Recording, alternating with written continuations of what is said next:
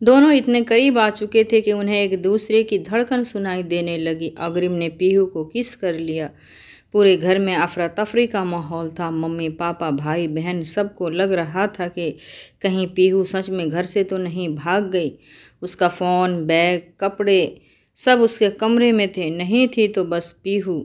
उसे सुबह से ही किसी ने नहीं देखा था।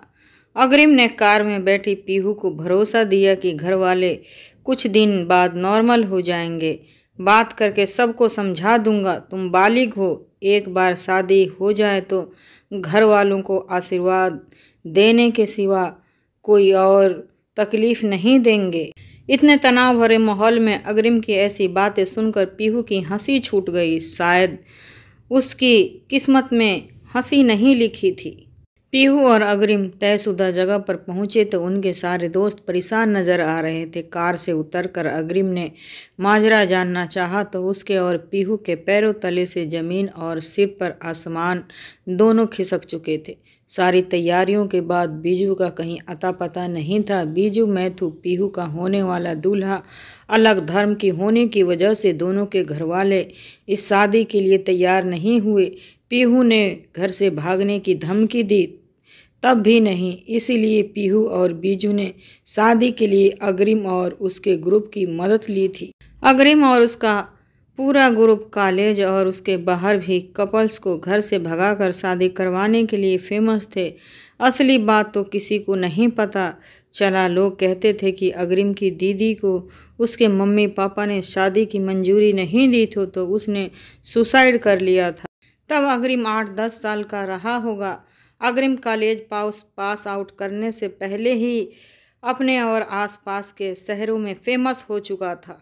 उसकी सैलरी का बड़ा हिस्सा इस काम में जाता था और कई बार तो धमकी मार पीट कोर्ट कचहरी की मुसीबतें अलग झेलनी पड़ती, लेकिन उसको इससे कोई फर्क नहीं पड़ता था। लेकिन आज फर्क पड़ना था। 4 साल की पहली बार ऐसा हुआ था कि शादी वाले दिन ही दूल्हे का अता पता नहीं था। शुरू में तो बीजू को फ़ोन पर रिंग जा रही थी, लेकिन 2-3 घंटे से उसका फ़ोन आउट ऑफ रीच हो चला था। अग्रिम ने सबके लिए चाय ऑर्डर की और पीहू के घर के बाहर मौजूद अभिमन्यु को फ़ोन किया तो उसने बताया कि फ़िलहाल पीहू का घर लौटना ठीक नहीं होगा। उसके घरवाले बहुत गुस्से में हैं और उसने पीहू के पापा को कहते सुना था कि अब वो इस घर में नहीं घुसने देंगे। अग्रिम ने फैसला किया कि बीजू का पता चलने तक वो पीहू को अपने घर पर रखेगा। कुछ दिनों में पीहू के घरवालों का गुस्सा भी शांत हो जाएगा। पीहू के लिए किसी अजनबी के घर जाकर रहना बड़ी अजीब सी फीलिंग थी, लेकिन अग्रिम के डैड से मिलकर उसकी वो परेशानी जाती रही। वो पीहू को कंफर्टेबल फील करवाने के लिए पूरी किस्सा सुनाने लगे। जब लड़की या लड़के के रिश्तेदार अग्रिम के घर तक लड़ने पहुंचे थे तो हाँ, अग्रिम की मॉम ने कम बात की, लेकिन उन्होंने उसके खाने पीने कपड़ों और रहने के पूरा इंतजाम करवाया। इस बीच अग्रिम 2-3 दिन तक सिर्फ सोने के लिए घर आया था। संडे मॉर्निंग वो अचानक आकर पीहू को अपना फ़ोन देते हुए बोला कि लो अपने घर पर बात करो। माइक पर हाथ रखकर बोला कि सबसे यही कहना कि तुम घर वालों से नाराज़ होकर दोस्तों के साथ लॉन्ग ट्रिप पर चली गई थी और आज ही लौटी हो। अग्रिम ने पीहू को कुछ शॉपिंग कराई और शाम तक वो अपने घर पर थी। रास्ते में अग्रिम ने पीहू से केरल में बीजू के घर का एड्रेस लिया और कहा कि वह जल्द ही पीहू को कांटेक्ट करेगा। 1 घंटा पीहू के घर पर बिताकर अग्रिम वापस लौट गया था।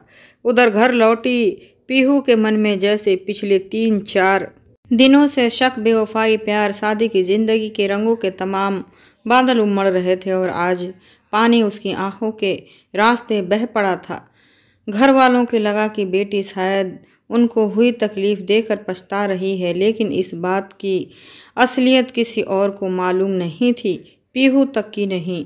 उस उलझन में थी कि जिस बीजू के साथ वह पिछले 5 साल से रिश्ते में थी, वो ऐन शादी के दिन पीठ दिखाकर कैसे भाग सकता है, जबकि ऐसी शादी का आइडिया भी उसी का था। रह रहकर उसे ये ख्याल आता था कि अगर अग्रिम के घर वाले उसे अपने पास नहीं रोकते तो वो इतने दिन कहाँ रहती, क्या करती, क्या बोलकर घर वापस आती। असल में पीहू उस सच को इग्नोर कर रही थी जो शायद उसके साथ घट रहा था। बार बार अग्रिम के इर्द गिर्द ख्याल बुनती लगती थी, कभी उसके घर वालों के, कभी इसके घर वालों के, कभी उसके दोस्तों के। वह अग्रिम के बारे में ख्याल आ रहे थे, ख्यालों के दिमाग से झटक कर देना चाहती थी। उसे पता था कि वह कमिटेड है और ताजगी रहेगी, लेकिन उसके दिमाग से पिछले 3-4 दिनों से नहीं निकल रहे थे। खुले दिमाग और खुद से ज़्यादा ख्याल रखने वाली घर वाले, अनजान लोगों की फ़िक्र करने वाला अग्रिम अगर किसी अपने की फ़िक्र करे तो उसका कितना खुश रहेगा। यही सवाल बार बार पीहू के मन में आता और वह बार बार इस ख्याल से किनारा कर लेती। वह इस डायरेक्शन में कुछ भी सोचना गवारा नहीं कर सकती थी। वह अपने 5 सालों की तपस्या, बीजू के साथ बने रिश्ते को बचाने की मेहनत, प्यार, सब कुछ मिट्टी में कैसे मिल जाने देती। अग्रिम के घर वालों से आने के बाद उसकी रोज देर रात तक अग्रिम से बात होती थी। बीजू की खोज खबर से शुरू हुई बात तो बाद में उसका नामो निशान तक नहीं रह गया था। पीहू और अग्रिम एक दूसरे के बारे में ज़्यादा से ज़्यादा जान रहे थे। अपनी पसंद बताने से लेकर दूसरे की नापसंद जानने तक, न जाने उन्होंने काफ़ी समय में एक दूसरे का पूरा जान लिया था। अब पीहू के घर में भी अग्रिम की एंट्री उसके लेटेस्ट और समझदार दोस्त के तौर पर हो चुकी थी। इस बीच पीहू और अग्रिम का घर, कॉलेज और बाहर से भी मिलना जुलना भी बढ़ गया था। एक शाम पीहू के फेवरेट डोसा कॉर्नर से घर लौटते हुए न जाने दोनों के बीच क्या पका कि दोनों का हाथ कब एक दूसरे के हाथ में आया किसी को पता ही नहीं चला। अब उन्हें इसका एहसास हुआ तो भी दोनों में से किसी ने उसे अलग नहीं किया। पीहू का घर आने पर अग्रिम ने जब घर बैठे बैठे उसके लिए कार का डोर खोलने की कोशिश की तो दोनों इतने करीब आ चुके थे कि उन्हें एक दूसरे की धड़कन सुनाई देने लगी। उस पल में पीहू ने जैसे ही अपनी आंखें बंद की तो अग्रिम ने उसके खूबसूरत मुंह को अपने हाथों में लेते हुए किस कर लिया। समय वैसे वहीं पर रुक गया था। कुछ पलों के बाद पीहू हड़बड़ी में कार से उतरकर घर के अंदर चली गई। उस रात उसने 20 बार अपने आप से पूछा था कि क्यों वो अग्रिम को मना नहीं कर पाई। उसे अपने अंदर से कोई जवाब नहीं मिला तो वह अगले 1 हफ्ते तक अग्रिम से पूछती रही थी कि क्या हमारे फर्स्ट किस में मैंने भी तुमको रिस्पॉन्ड किया था। असल में वह खुद को दिलासा दे रही थी कि वह बिरजू को धोखा नहीं दे रही है। पीहू आज भी अग्रिम के अधेड़ मुन में बैठी हुई थी। शेरवानी पहने अग्रिम ने उसके रूम में डोर नॉक किया और बोला कि जल्दी तैयार हो जाओ। थोड़ा ठहर कर बोला कि उसी दिन वाले साड़ी पहन लेना। इतना कहकर वह नीचे पीहू के घर वालों से बात करने चला गया। तैयार होते समय पीहू के दिल नगाड़ों की तरह बज रहा था। हो न हो अग्रिम उसे अपने घर वालों से ले जाने के लिए आया था। क्या आज वह उससे शादी करेगा? लेकिन उसने प्रपोज तो किया ही नहीं। उसे कैसे पता कि शायद मैं भी यही चाह रही थी। घर वालों को भी अग्रिम पसंद है तो शायद वह एतराज भी ना करे। न जाने कितने सवाल जवाब पीहू के अपने आप से कर लिए थे। पीहू के नीचे आते ही अग्रिम ने उसके घर वालों को हाथ जोड़े और बोला कि मैं आपको कॉल करता हूँ। कार में बैठकर अग्रिम ने कहा कि हम शादी करने जा रहे हैं, लेकिन हमने घर वालों को बोला है कि हमको एक शादी अटेंड करनी है। पीहू इसके आगे कुछ सुन नहीं सकी। उसके कान और दिमाग में कई धुनें एक साथ बजने लगी थी। पीहू के मन में एक सवाल और गिल्ट था कि जो बीजू के साथ था वो क्या था। क्या वो ज़बरदस्ती का रिश्ता निभाने की कोशिश की थी अग्रिम के साथ जो उसने फील किया है? क्या वो सच में प्यार है या इसे एनर्जी के साथ शुरू हुआ उसे ग्रेविटी के साथ ख़त्म तो नहीं हो जाएगा?